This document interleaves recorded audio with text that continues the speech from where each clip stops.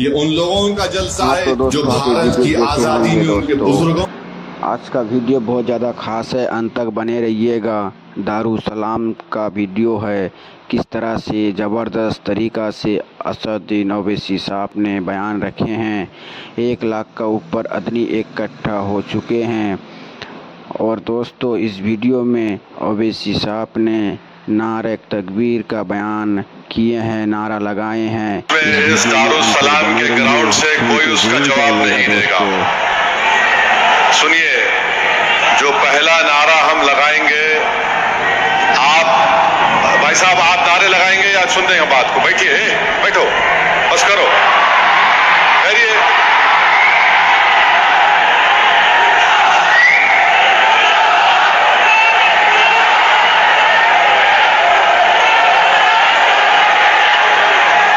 اس ground میں جتنا مجمع ہے الحمدللہ اس سے زیادہ باہر ہے، تو یہ ضروری ہے کہ ہم ان کی آواز بھی سنیں۔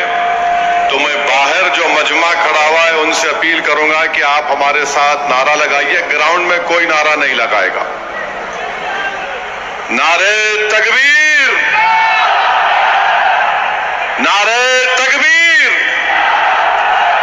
اب ہم سب مل کے لگائیں گے۔ نعرہ تکبیر، نعرہ تکبیر۔ اب آپ سے تیسری بات یہ کرنا ہے، آپ کے پاس سیل فون ہے، ذرا کھول کے لائٹ جلاؤ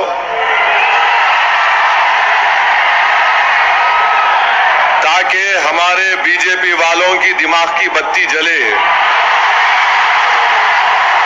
لائٹ کھولو تاکہ ہم اس وقت قانون کے خلاف پورے ملک کو پیغام دے سکیں۔ ہمارے خواتین بھی فون کی لائٹ کھول سکتے آپ۔ ذرا میڈیا والے دکھاؤ۔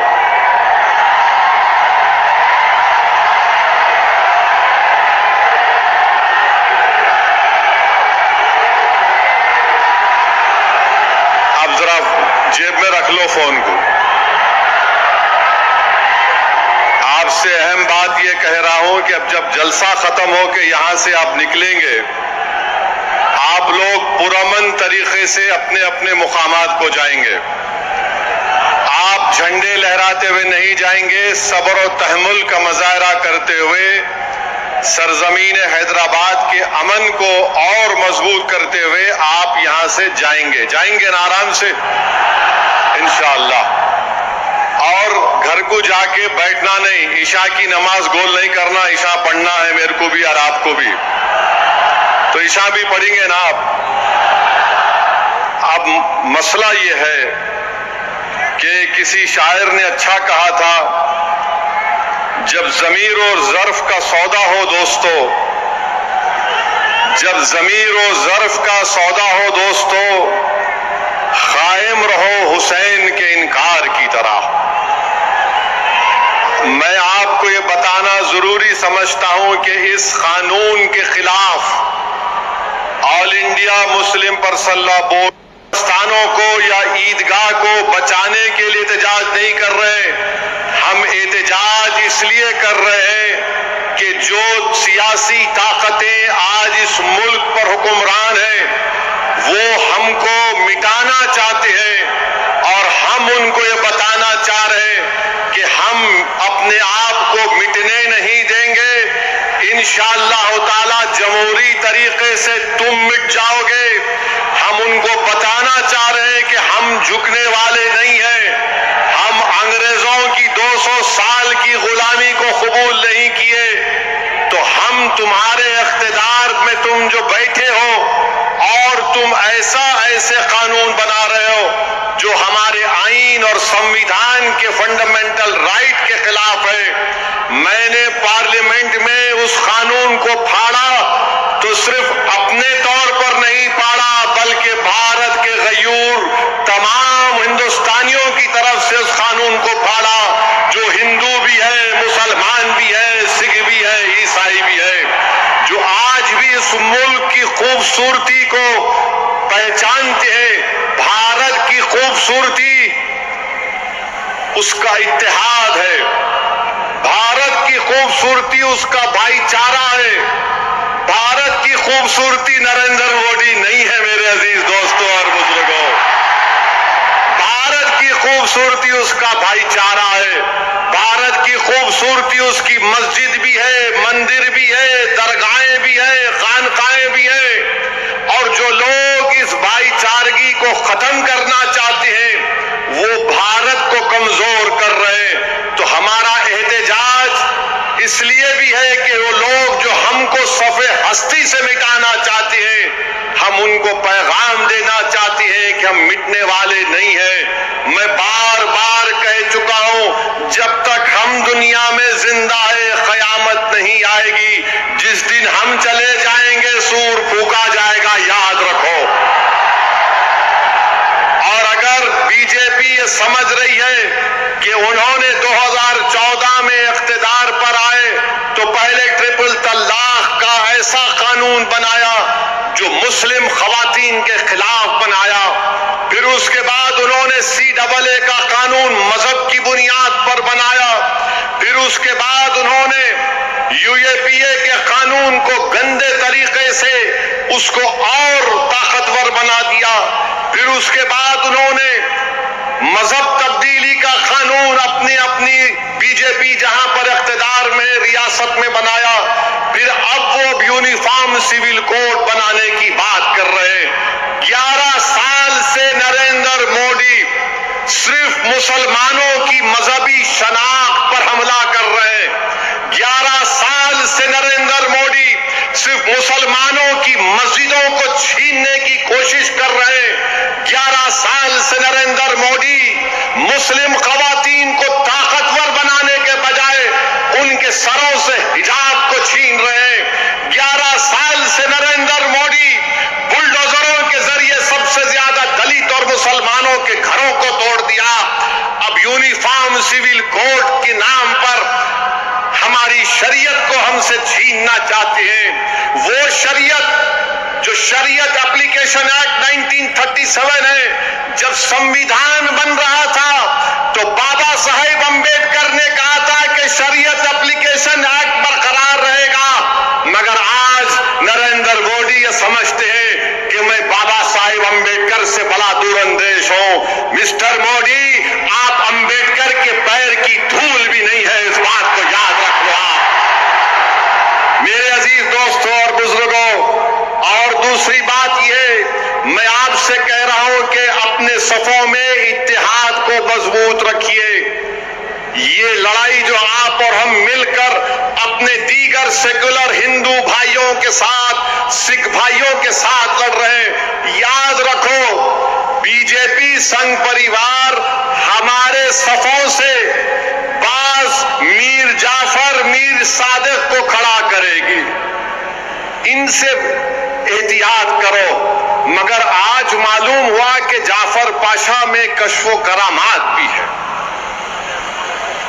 मुझे अभी किसी ने व्हाट्सएप पर भी जाया कि जो इस वफकी कानून की ताईद में आ रहे हैं, जो बड़ी बड़ी बातें करते हैं,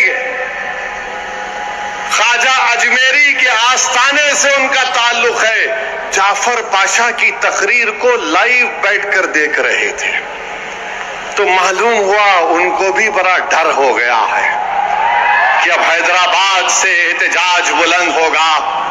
अरे जो तुम ख्वाजा अजमेरी के आस्थाने के जिम्मेदार हो ना, मैं पार्लियामेंट में इंशाअल्लाह ताला ख्वाजा एक्ट के तरमीम का एक बिल लाऊंगा और प्राइवेट मेंबर्स बिल लाकर कहूंगा कि तुम नहीं बनोगे, उसमें पसमानदा को किसी को बनाना पड़ेगा। तुम तायीद करोगे, मैं तो ला रहा हूं प्राइवेट मेंबर्स बिल आइंदा सेशन में, तुम देखना। अरे तुम लोग कितना गिर सकते हो, तुम कितना गिर सकते हो, कम से कम उस आस्थाने की निस्बत का तो लिहाज रख लो।